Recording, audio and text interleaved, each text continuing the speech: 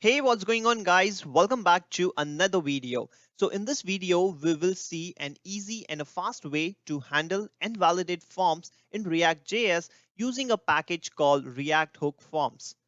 Let me show you the demo that we are going to build in this video. So this is the form that we are going to build, and it's a very simple form, but it's a good example to understand how we can handle and validate the forms in React.js. So there is a basic validation that all the fields are required. So if I click on a submit button, then I'm going to get an error messages that username is required, email is required, and password is required.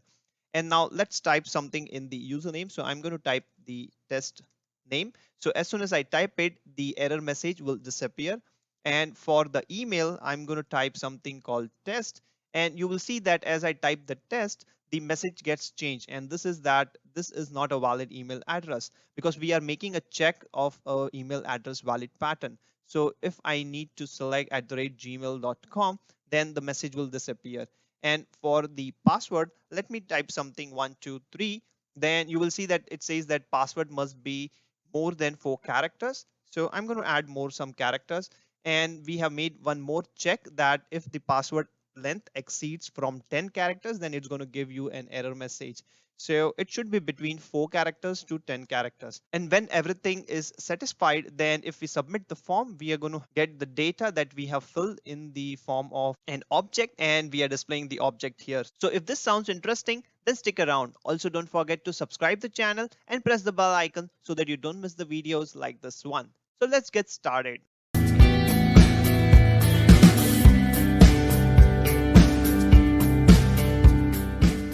Alright guys, I have an exciting news from Relevel by Unacademy. It's a platform to showcase your skills and get your dream job. Relevel has opened up registrations again, and this time they are conducting tests where instead of a competitive tournament, all of you can complete the test and get the Relevel score.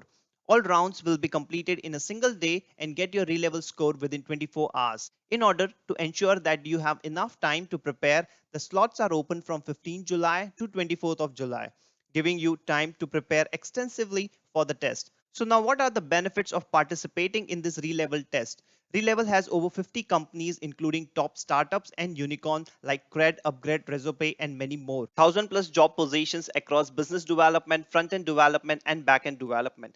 Completely online and can be taken from the comfort of your home. Once you clear the test, you will be able to create an amazing candidate profile which will help you to showcase your skills and stand out from the crowd. Now let me show you how you can register for the Relevel test. You can just click on the register now button. You will be taken to this page. Now here you can register for the test of your choice by paying rupees 1999. You can use the coupon code DIM10 to avail 10% discount at the time of registration. Now if I click on the front-end development test, I will be taken to this page where I can book my slot and take the test to get the Relevel score. Once you receive your Relevel score, create your candidate profile. Sit back and relax. Companies will reach out to you. You will find all the information related to the test on this page. With Relevel, get your dream and a full refund. In addition to your dreams coming true, you will be refunded with your registration fee if you get a job on Relevel. You will find all the links related to the Relevel in the description of the video, so do check it out. Alright guys, so I have already created a React application, so you can bootstrap your React application using npx create react app and the name of your application.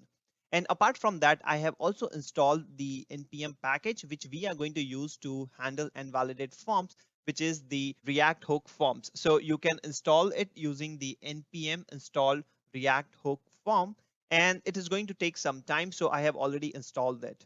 And let me give you a small walkthrough of the code. So I have removed all the unnecessary files which I don't want for this video. So in my app.js file, I only have an h1 which says the app component. And inside the index.js file, I don't have anything special. And I have added a semantic UI CDN link so that I can get some classes. I can use it for the CSS and I don't waste much time on writing the CSS. So this is what the semantic UI CDN link is. And some of the basic styling I have added in my app.css. So these are the classes that we are going to use it while we create the form. So let's go to our app.js and let's start writing the form. So I will start with writing the JSX first. So I'm going to remove this and I'm going to name it as a container. So I already have a container class in my app.css. So you can see there is a container class. All right. And then inside the container, I'm going to create a form, which will be a simple form. And inside the form, I need to have an h1 tag, which will say that this is a registration form. All right, and we need a little divider below it. So I'm going to give a div with a class name, and I'm going to give the class of UI divider. So these are classes are coming from the semantic UI, so you don't need to worry about it. And then I'm going to create a div with a class name UI form. And inside this, we are going to create another div with a class name of field, and we are going to give a label. So let's give a label as user name. All right. And I am also running this application on the local environment. My application is already running. So if I show you here, then I already have a localhost 3001 where my application is running. So if I save it, and then we should be able to see a registration form. So let's continue writing our form first. So we have the label of the username, and then we need to have an input, and this input will have a type of text name. So this name is very important. Based on this name value, we are going to get the object when we submit the form. So I'm going to give a name as a username. All right, and then I'm going to give a placeholder value. So a placeholder of a user name. All right, and then I'm going to close the input tag. So we have the input tag, and then what we can do is we can copy paste this for the email and for the password. So I'm going to copy this 2 times. All right, and I will change this to the email, and this will get changed to email. My username will get changed to email, and my placeholder will get changed to email. All right, so now we have the second field for the email, and the third field will be for the password. So let's change this to password. I'm going to change this to password. This will get changed to password, and our placeholder will also get changed to password. All right, so now we have all the three fields, and we also have so let me adjust the screens a little bit. Okay, so we have the form, and I'm going to uncomment this body, which is going to give me a beautiful gradient. So this is how my form now looks like, and we need to have a submit button to submit the form. Below this, I'm going to add a div for the button. So I'm going to write a button, and I'm going to give a class name to the button, and this will be a fluid UI button. All right, and inside this, I'm just going to write a submit. Also give a class of a blue, so that will change my text color of the submit button to a white. So now if I click on the submit, nothing is going to happen because I need to bind my input fields to the package we have installed, which is the React hook forms. So let's go in the app.js. So first we are going to import the use form hook from the React hook form. So let me import the use form. So the use form, and this will be coming from the React hook form, which is the package we have installed for this handling the UI forms. All right, so now we have imported the use form, and now let's use this use form in our app component. So I'm going to write a constant, and this use form is actually exposing us some properties, and that properties are, so let me, this will be equal to the use form, and this is going to give us some properties. The first property is the register. Second one, it is going to give us the handle submit. And the third one, it's going to give us the error. So now we can use these three properties, and then we can actually manage and handle our form. So first, what we need to do, we need to bind our input text with this register. So for that, we are going to give a reference. So I'm going to go to my input, and this input, I'm going to add a reference. So that will be equals to the ref, and this will be equals to the register. And once I bind it, then I should be able to get whatever the value I type it in this input field to the value as a key for the username. So I will show you in a minute. So let me bind this to all. So I'm going to add it here as well, and I'm going to add it here as well. All right, so now we have binded our input fields with the register, and next thing we will do is we are going to write an on submit. So I'm going to write here an on submit, And this on submit will be equal to the handle submit, which we have got from the use form. So I'm going to copy this and I'm going to add it here. And inside this, I need to pass my submit event. So this is my submit. So I'm going to copy this and I'm going to add it here. So this submit event is actually the data that is going to be submitted by this form. Now let's write this on submit event. So I'm going to write a constant. This constant is equals to the on submit, and this is going to be an arrow function. So I'm going to take a parameter of data, and then I'm going to write a console.log, and I'm just going to log the data. All right. And if I save it, we can also do one more thing, that when I actually submit it, I want to display my information on the screen itself. So for that, what I will do, I am going to add a pre here. So this will be a pre tag, and I'm just going to take a state variable. So I'm going to write constant, and this will be the user info, set user info, and this will be equals to the use state. And here I'm going to add nothing, so I don't want anything at the initial. And let's import the use state. So I'm going to write an import, and this will be a use state from React. All right, so now we have the use state, and what we want to do is when we submit it, I want to set my user info. So I will set my user info to the data, whatever the data I am submitting. All right, and now in this pre, we can actually display the data. So I'm going to write just json.stringify, and inside this, I'm going to pass the data, the user info, and then I'm going to pass an undefined, and so that we can get a pretty formatted stuff. So now if I submit it, then you will see that we get the username, email, and password, but there is no value inside the username, email, and password. So if I add some values, let me add the values as test, test, and test. And now if I submit it, okay, I need to add @gmail.com. All right, and now if I submit it, then I should be able to see the values which I am submitting with the form. So now you can use these values and you can do whatever API call you want to do for the registration purpose or for the login purpose. But right now there is no validation on this form, and we need to do a validation as well, because we don't want these fields, anything should be submitted. So what we will do is, to do the validation, the first thing we will do is we need all the three fields to be required. So to do the validation, we can actually add the validation information in this register. So this register is actually going to take an object, and the first field will be required I'm going to add, and I'm going to give a message, what message I want. So I'm going to write username is required. All right, so I'm just going to do a copy of this, and I'm going to paste it for the others as well. So here also I'm going to add it. This will change to email. So here we need email to be required, and the last one is the password. So we will have a password is required. So I'm going to write password is required.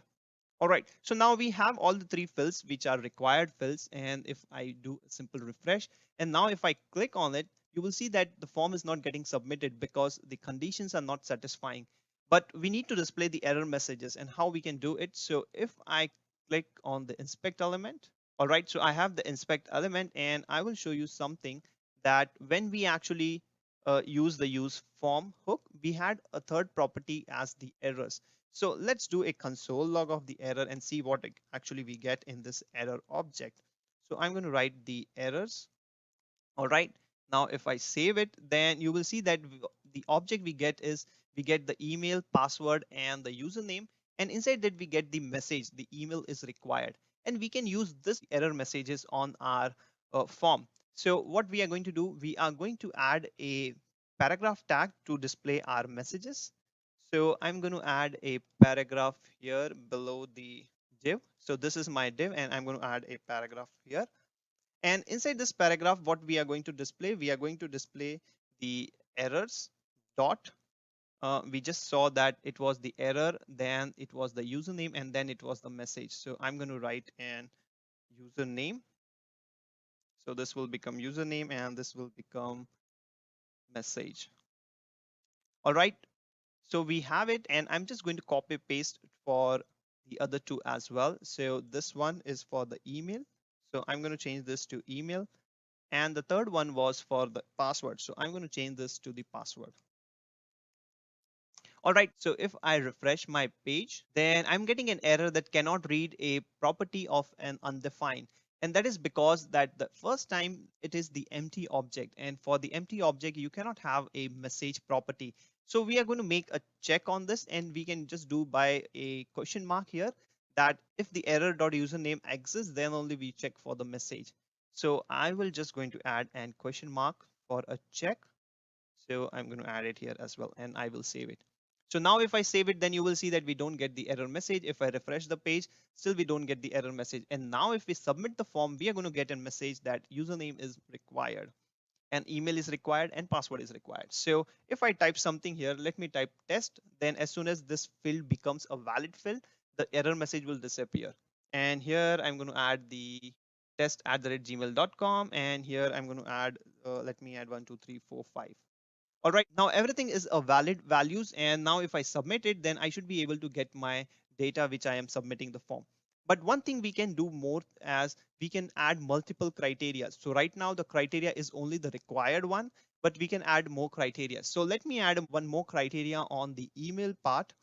So what we can do is inside this register, we have the required property, and then we can add one more property, which will be a pattern. So I'm going to add a pattern. This pattern will be an object, and the pattern will be having a value. And inside this value, we can add a pattern. So I already have a pattern for checking of the email address. So I'm just going to add the pattern. You can find this pattern on the Google. You will find it very easily. And then what message I need to pass. So I will pass a message that this is not a valid email. All right, and I will submit it. And let's do one more thing. We are going to add some more criterias on the password as well for the min length and the max length. So we can add here the min length, and this min length will be an object having a value. So I'm going to add a value of 4, and I'm going to add a message. So the message will be that password must be more than 4 characters. All right. And we can add one more criteria for the max length. So I'm just going to copy this, and I'm going to add it here. All right, and this min length will now change to a max length. So I'm going to change this to the max length, and I need a max length of 10. And I will write it here that password cannot exceed more than 10 characters. All right, so now we have the different criterias as well. And now let's do a test on these criterias. So if I refresh my page, and first we will do a submit, all fields are required. Then I'm going to just write a test here. Now for the email address, I'm going to just write a test, and I'm not writing at the rate. So this is going to give me that this is not a valid email. So let me add an at the rate. It's still not a valid email, so I need to type some character here at least. So now it becomes a valid email, and the password field is required. We will not be able to submit the form until we have all the criteria matched. So here I'm going to type something called test. So if I type 3 characters, it's going to give that password must be more than 4 characters. So let me type something more. And if I exceed the character limit, then it will say that password cannot exceed more than 10 characters. So I have to be in between 4 to 10. All right, now everything is valid. And now if I submit the form, then we are able to submit the form. So this is how you can actually handle and validate the form using the React Hook forms. So that's all I have in this video. And this is a pretty good example. If you understand this example, then you will be able to handle any type of form using the React Hook forms. And you can also check the documentation of the React Hook forms. They have a lot of examples. And what one thing we can improve here more is that right now we are having all the validation inside this register, but we can make use of a schema validation so that we will write a schema for our form, and then we are going to pass that schema into this use form hook that is going to validate. So for that, we are going to make use of a yup as a JavaScript library, which helps us to do the schema validation. And we are going to do this in the next video so that we will be understand that if we want to use the up, how we can validate the schema of our form. And if we are not using any schema validation, then just using the React Hook form, how we can do the validation. So using the React hook form, this is how you can do the validation. You can add everything in the register and you can add the messages here. So I hope you like the video. A thumbs up is appreciated. You can also connect with me via Facebook or Instagram. I will add links in the description below. You can follow me on Twitter for latest updates. And before you go, don't forget to subscribe the channel and press the bell icon so that you don't miss the videos like this one. Thank you. Thanks for watching.